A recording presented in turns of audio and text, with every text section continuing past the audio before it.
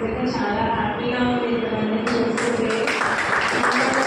నేను చాలా 3 years maybe నాకు 20 years అవుతుండే. ఈ 3 years నుంచి నేను సంస్థలో గడిపెట్టి బయటకు రావడం జరిగింది. నాకు ముందు వరకు నేను బయటకు కూడా వెళ్ళడం తెలియదు నాకు యాజ్ ఎ హౌస్ వైఫ్ నేను.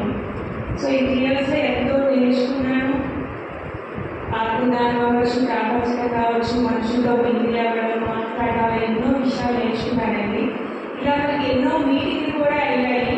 కానీ ఇంతమందిని అన్ని ఏరియాస్ నుంచి జిల్లా మొత్తం కవర్ అయ్యేది వచ్చారు. ఐఎమ్ సో హ్యాపీ అండి.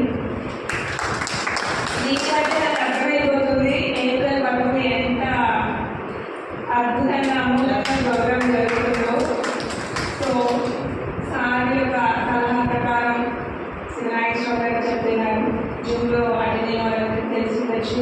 ఒక్కొక్క యాంగిల్ ఒక్కొక్కటి చేపట్టి ఆ ప్రోగ్రామ్కి చాలా హాయిగా స్మూత్గా చేసుకుంటూ వెళ్ళిపోవచ్చండి. ఫస్ట్ మేఘాలయం చేసాము, కొంచెం స్ట్రెస్ అయ్యాం చెప్పాలంటే. రెండో ఇంకొంచెం ఈజీ అయింది. ప్రతిసారి వాళ్ళ అమ్మాయి వచ్చి 3 పెద్ద ప్రోగ్రామ్స్ చేశామండి. అవన్నీ కొంచెం కొంచెం ఫేస్ చేశాము. ఎస్పెషల్లీ ప్రాణాలుగా చాలా స్ట్రెస్ అయ్యాడు చెప్పాల్సిందే ఇంతమందిలో నేను.